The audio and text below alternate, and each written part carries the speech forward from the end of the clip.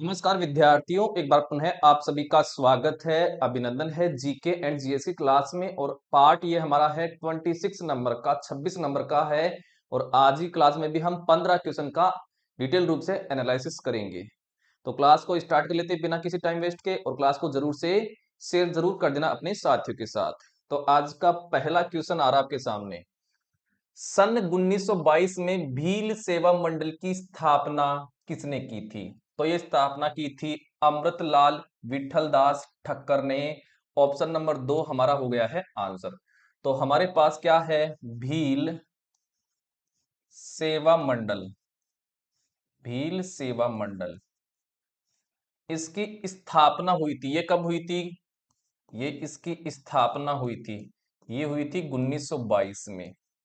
और इसकी स्थापना करने वाला कौन था?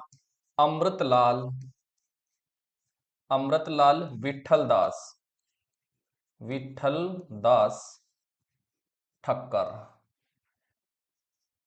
ये क्या थे? इनके स्थापना करता थे। अब चलते हैं अगले क्वेश्चन की तरफ। अगला देखिए, इनमें से कौन सा एक मौलिक कर्तव्य नहीं है? मौलिक कर्तव्य के बारे में हमें पूछा है। पहला है सार्वजनिक संपत्ति की रक्षा करना और हिंसा से दूर रहना, बिल्कुल ये तो है मौलिक कर्तव्य। अगला है हमारी मिश्रित संस्कृति की समृद्ध विरासत को महत्व देना और संरक्षित करना, बिल्कुल ये भी है मौलिक कर्तव्य। अगला है उनके द्वारा जो माता पिता या अभिभावक हैं 3 से 6 वर्ष की आयु के बीच अपने बच्चे या आश्रित जैसा भी मामला हो को शिक्षा के अवसर प्रदान करना, ये नहीं है मौलिक कर्तव्य। अगला है वैज्ञानिक सोच, मानवतावाद और पूछताछ और सुधार की भावना विकसित करना, बिल्कुल ये भी है। तो कौन सा नहीं है? ऑप्शन नंबर 3 हमारा नहीं होगा। अब हम बात लेते हैं किसके बारे में? मौलिक कर्तव्य, कि आपके जो मौलिक कर्तव्य हैं वो क्या होते हैं। चलिए, जो मौलिक कर्तव्य होते हैं उनको संविधान में जोड़ा गया था। तो आइए, मौलिक कर्तव्य, मौलिक कर्तव्य। पहली बात, जो मौलिक कर्तव्य है ये कौन से संविधान संशोधन के तहत जोड़े गए थे? तो ये 42वें संविधान संशोधन जो 1976 में हुआ था, तब इनको जोड़ा गया था। ठीक है। और कौन सी समिति ने ये जोड़ा था? स्वर्ण सिंह समिति की सिफारिश पर, स्वर्ण सिंह समिति, इसकी सिफारिश पर इनको जोड़ा गया था। मौलिक कर्तव्य की संख्या टोटल कितनी है? तो इनकी जो संख्या है वो टोटल कितनी है? 11 है, 11 है। और ये कौन से देश से लिए गए मौलिक कर्तव्य? रूस के संविधान से, रूस के संविधान से लिए गए हैं। और ये संविधान का जो भाग 4 है और 4 का क है, और कौन सा आर्टिकल है? तो अनुच्छेद, इसका अनुच्छेद है 51 क। इसमें ये क्या है? वर्णित है। तो ये बात हो गई है मौलिक कर्तव्य के बारे में। अगला देखिए, अगला क्वेश्चन आ रहा है आपके सामने। विधानसभा का सदस्य बनने के लिए व्यक्ति, खालिस्तान है कि आयु 18 वर्ष होनी चाहिए, गलत बात। 25 वर्ष आयु होनी चाहिए एक विधानसभा सदस्य की, तो ये तो गलत है। को सरकारी कर्मचारी होना चाहिए, नहीं, गलत बात। वो एक क्या होना चाहिए? भारत का नागरिक होना चाहिए। अगला है का नाम मतदाता सूची में होना चाहिए, बिल्कुल ये बात बिल्कुल सत्य है। कोई भी अगर विधानसभा का सदस्य बनना चाहता है तो उसका मतदाता सूची में तो नाम जरूर होना चाहिए।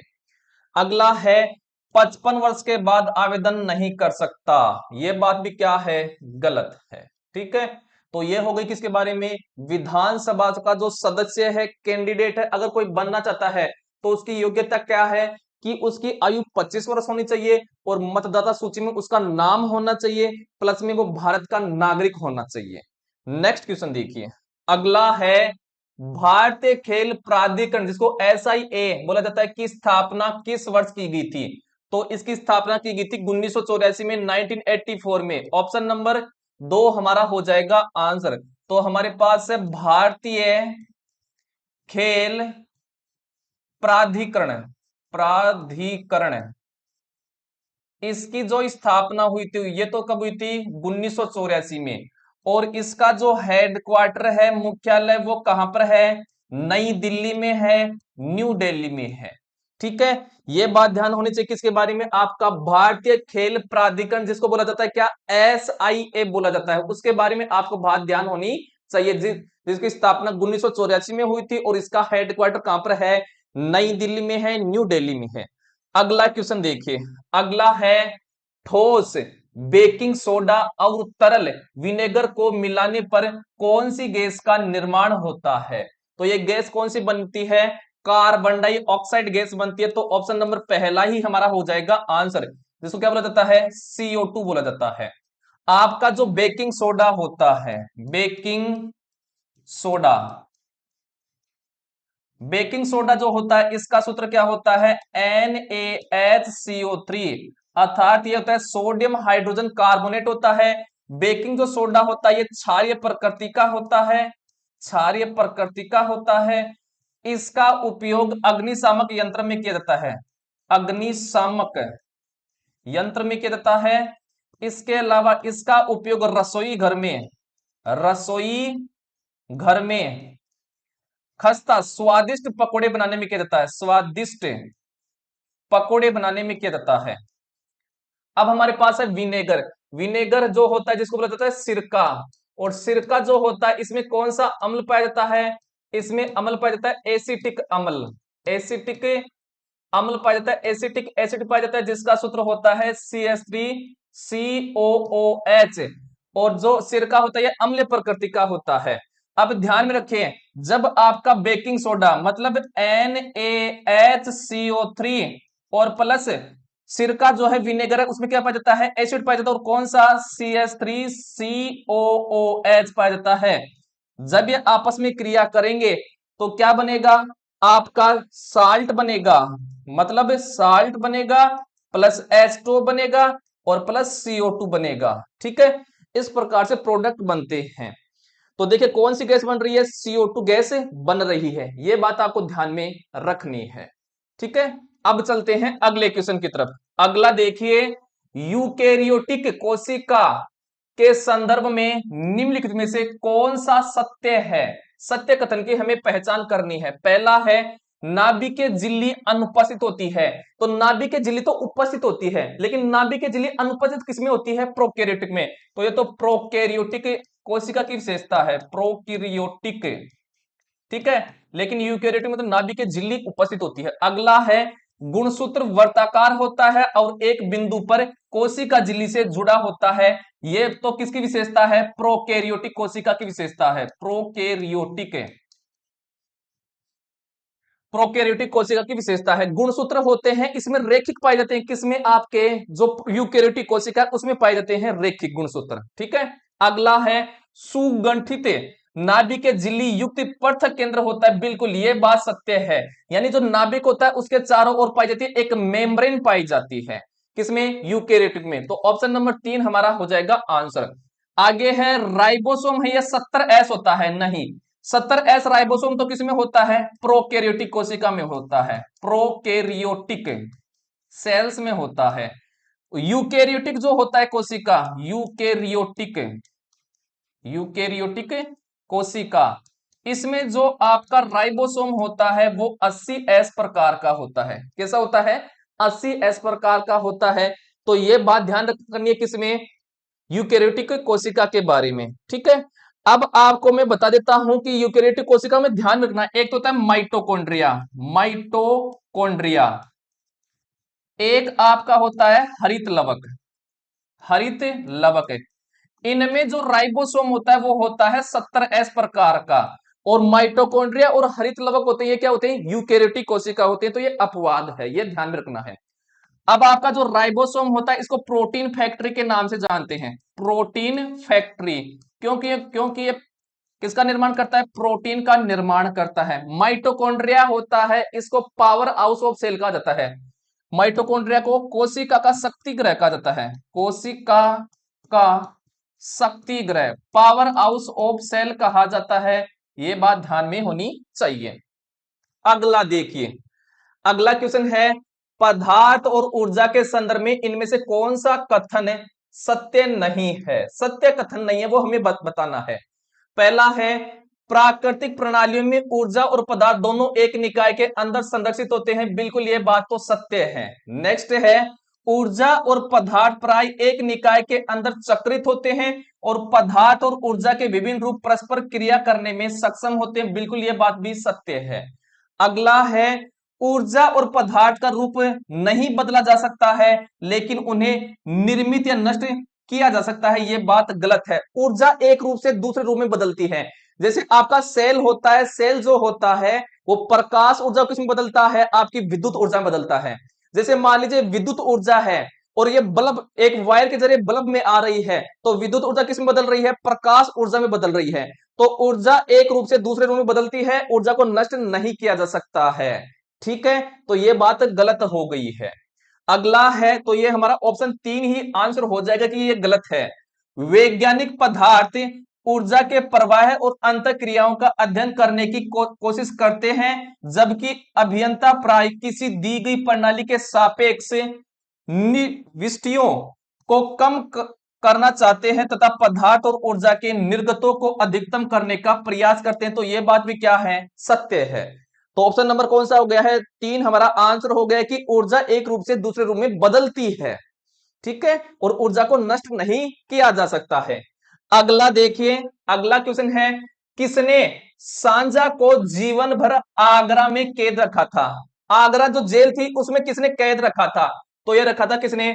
औरंगजेब ने रखा था। तो ऑप्शन नंबर 2 हमारा क्या हो जाएगा? आंसर हो जाएगा। ये हुमायूं है, ये किसका बेटा है?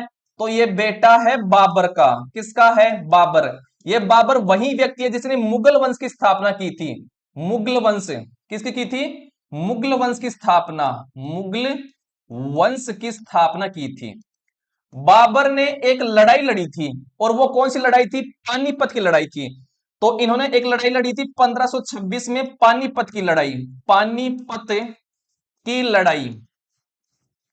और ये किसके बीच हुई थी? ये हुई थी बाबर वर्सेज इब्राहिम लोदी के बीच में, इब्राहिम लोदी के बीच हुई थी, जिसमें क्या हुआ था? बाबर की विजय हुई थी। इसी विजय के बाद में बाबर ने भारत में मुगल वंश की स्थापना की थी।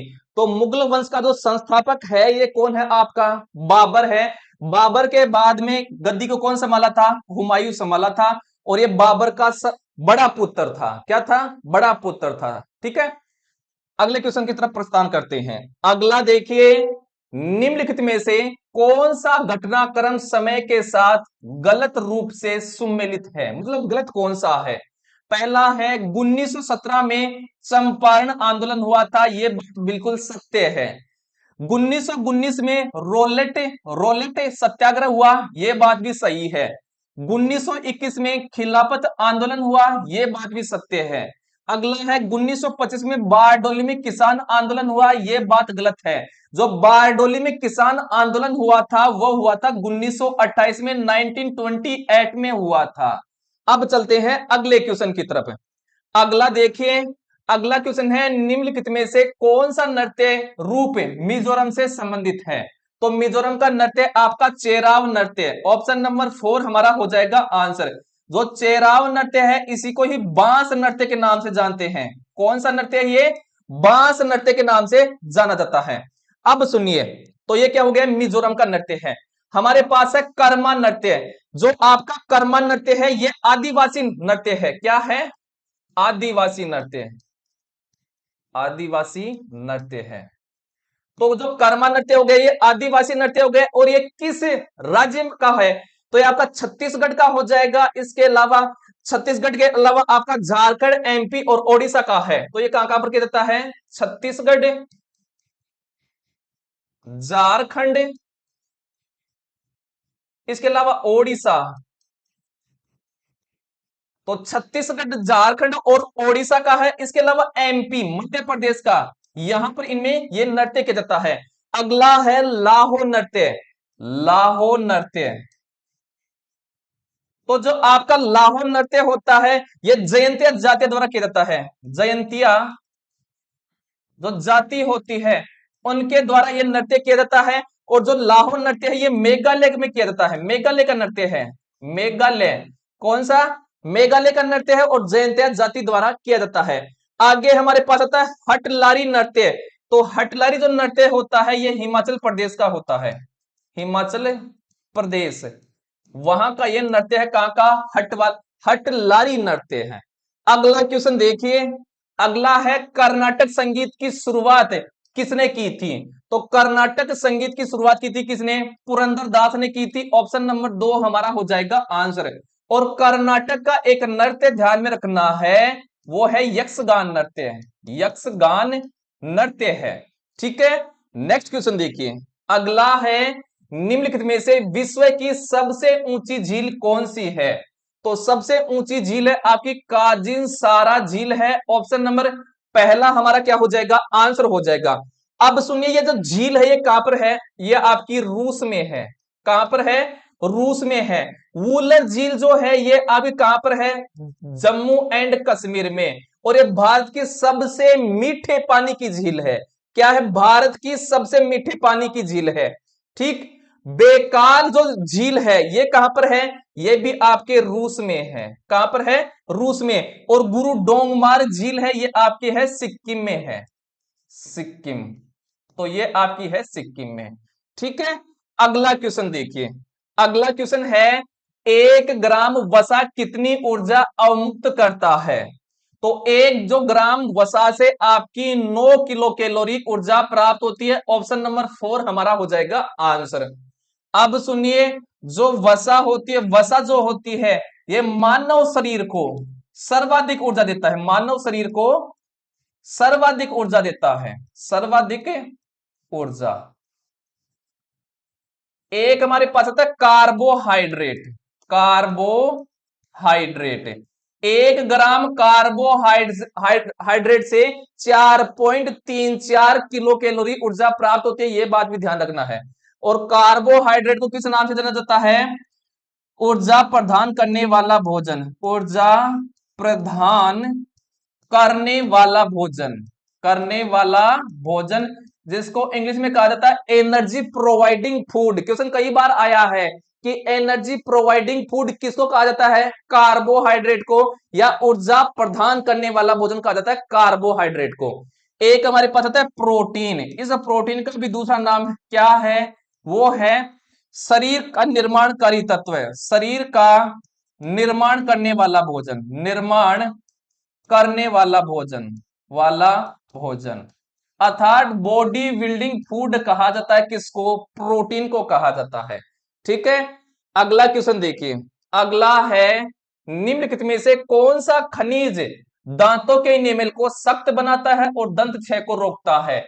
तो वो आपका है फ्लोराइड। ऑप्शन नंबर पहला ही हमारा हो जाएगा आंसर। अब देखिए, इनेमल आ रहा है, तो जो इनेमल है ये दांत के ऊपर पाया जाता है और ये मानव शरीर का सबसे कठोर पदार्थ है। तो मानव शरीर का सबसे कठोर पदार्थ, सबसे कठोर पदार्थ वो क्या है? इनेमल है। अब सुनिए, हमें पूछता है बच्चे का दंत सूत्र, बच्चे का दंत सूत्र, दंत सूत्र टीथ फॉर्मूला ऑफ चाइल्ड पूछा जाता है, या चाइल्ड फॉर्मूला, वो क्या होता है? 2102 बटे 2102। यह ध्यान रखना है। हमें पूछे वयस्क का दंत सूत्र, वो क्या होता है? तो वो होता है 2123 बटे 2123। ये किसका सूत्र होता है? वयस्क के, जो वयस्क व्यक्ति होता है उसके दंत सूत्र होता है। ठीक है, और जो फ्लोराइड होता है वो क्या करता है? इनेमल को सख्त बनाता है। तो ये करता है, इनेमल को सख्त बनाता है, सख्त बनाता है। और क्या करता है? ये दंत क्षय को रोकता है, जो दांत नष्ट होते हैं धीरे धीरे उनको रोकता है, दंत क्षय को रोकता है। ठीक है, अब चलते हैं अगले क्वेश्चन की तरफ। आई होप यहां तक किसी प्रकार की तकलीफ नहीं हुई होगी। अगला देखिए, संविधान में किस समिति की सिफारिश पर 42वें संशोधन द्वारा मौलिक कर्तव्य को जोड़ा गया था? तो वो जोड़ा गया था स्वर्ण सिंह समिति की सिफारिश पर। तो ऑप्शन नंबर 4 हमारा हो जाएगा आंसर। अब सुनिए, आपके जो मौलिक कर्तव्य हैं, मौलिक कर्तव्य ये इनको 42वां जो संविधान संशोधन हुआ था, और कब हुआ था? 1976 में। तब इनको जोड़ा गया था, और कौन सी समिति की सिफारिश पर? स्वर्ण सिंह समिति की सिफारिश पर। स्वर्ण सिंह जो समिति है उसकी सिफारिश पर इसको जोड़ा गया था। मौलिक कर्तव्य की संख्या टोटल कितनी है? वो है 11। कितनी है टोटल? 11। और ये संविधान, ये मौलिक कर्तव्य ये किस देश से लिए गए थे? तो ये रूस के संविधान से लिए गए थे। रूस के संविधान से लिए गए थे मौलिक कर्तव्य। और ये संविधान के भाग 4, और भाग 4 कौन सा? क, और आर्टिकल अनुच्छेद 51 क में इनको रखा गया है। ये बात समझ में आ गई होगी। तो ये होते हैं आज की क्लास के हमारे 15 क्वेश्चन होते हैं। डेली हम 15 क्वेश्चन का एनालिसिस करते हैं। जरूर से आप डेली जुड़िए क्लास से और अपने आप में इंप्रूवमेंट देखिए। और ये जो भी क्वेश्चन है मैं लेकर के जो क्वेश्चन आता हूं, ये किसी ना किसी एग्जाम में आए हुए क्वेश्चन है, तो आपको लगातार इनकी प्रैक्टिस करनी है। इससे बाहर कुछ भी नहीं जाएगा, कोई सा भी एग्जाम दीजिए। आज के लिए इतना ही, मिलते हैं अगली क्लास में 15 क्वेश्चन के साथ। तब तक के लिए जय हिंद, वंदे मातरम।